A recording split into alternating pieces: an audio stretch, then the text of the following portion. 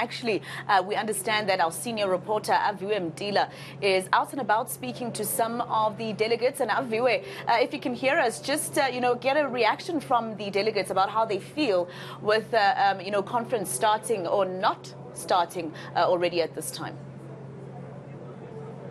The presidential spokesperson, Vincent Makwenya, he's saying he'll be back. Of course, crucial questions to ask him around what we've heard. That statement coming from the Jacob Zuma Foundation that says that they've done a private prosecution against President Cyril Ramaphosa. There is, of course, that response from the presidency, which I wanted to expand further on. But the presidency says that that's abuse of power by the former statesman, abuse of the private prosecution, and basically it's rubbishing it. In fact, I want to talk to some of what we can expect now with one of the youth leaguers. Yeah, I remember Youth League in National Task Team pronounced on who would like to lead the ANC, but those names, especially the top six, don't have the young youth leaguers. I want to touch on some of this with Crispin Piri, one of the Youth League members. Thank you for joining us at ANC, but let's start with that news, of course, that broke last night. President Jacob Zuma privately prosecuting President Cyril Ramaphosa. Your take on what's happening? Yeah, the president's statement has really characterized the issue quite correctly.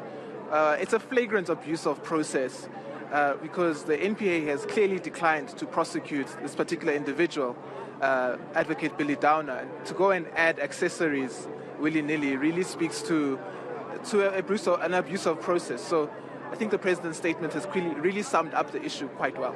Okay, I want to talk on another issue that was touched on inside by the NEC around the disciplining of Mankosazana Dlamini Zuma. They say that should be dealt with the incoming National Executive Committee.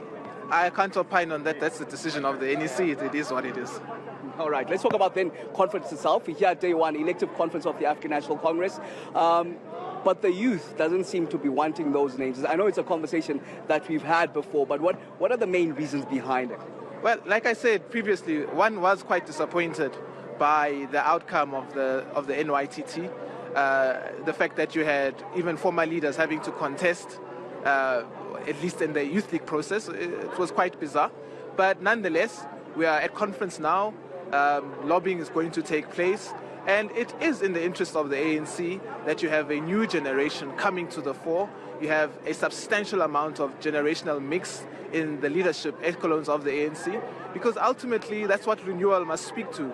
A new generation needs to define the mission of the ANC and lead it to what will definitely be uncharted waters, given the type of renewal that the ANC requires.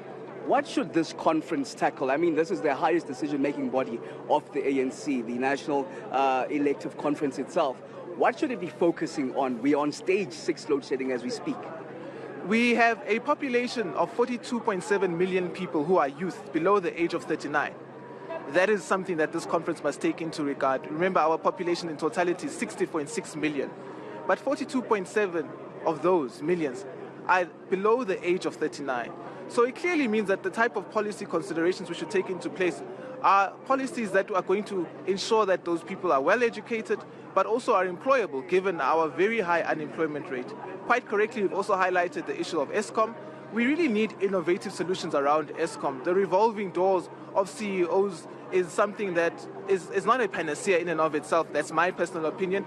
We really need to look at innovative solutions. For instance, we know that hydro fuel cells really power a number of things in this country. Why don't we start including that as part of our energy mix? So really implementing our energy mix solutions is something that this conference must come out categorically on, because we now know also that given where we are with the rapid climate change and destructive effects of climate change that we are seeing, we cannot continue with just having fossil fuels as part of our energy mix. So really implementing solutions that speak to our energy crisis is something that this conference needs to focus on, but also look at the organizational design of the ANC currently.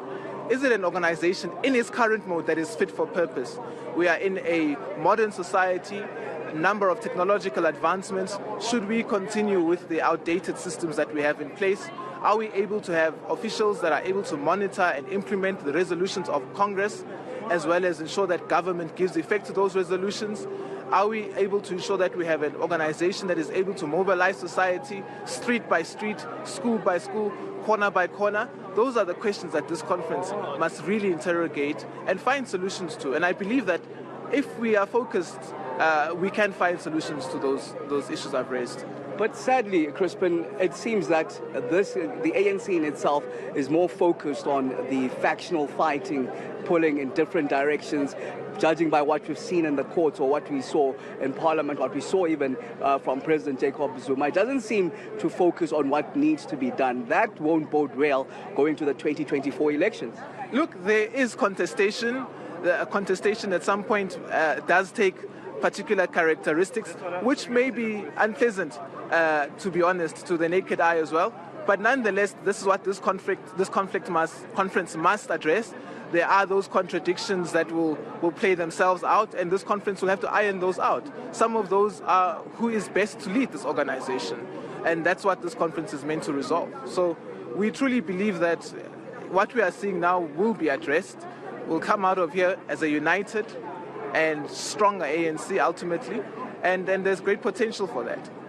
Who will lead this party, ANC? That's what you say this conference should decide. Of course, we're seeing, judging by the names that we're seeing in the top 16, it seems more of the old, tried and tested, old guard sort of leadership. How then do we address the issue of generational mix, and why does the ANC, why is it reluctant to hand over the ropes? So the question is not who will lead, but what does the ANC need currently? And the ANC needs a new generation at the core of its leadership component. A new generation that is ethical, a new generation that is highly skilled and competent. We can no longer have leaders who are there by virtue of only struggle credentials. Prosecuting this democracy now really requires a great deal of skill, competent technical skills, as well as political maturity. So that's what the ANC needs now, and the delegates will decide ultimately amongst the comrades who have been nominated, and some may come from other quarters as well, who amongst these comrades are truly the best to take the ANC forward. So without flinching, what I can say is this ANC needs a new generation at its helm. And if we reject that notion, then we ultimately reject the future of the ANC itself. But why aren't the youth leaguers putting up their hands for the top 6 position? Well, there are former youth leaguers who are putting up their hands for the top 6 position, immediate graduates of the youth league, former graduates. So they are there. The question is, will the current youth? Well, the current youth, they've expressed themselves in the way that they've expressed themselves, and we can say nothing further than that. But why are they reluctant? I mean, I'm sure you've got brilliant minds in the youth league. Why are they reluctant to put their hands up and say, hey, you need a new generational mix, we're here? There are some that have made the ballot.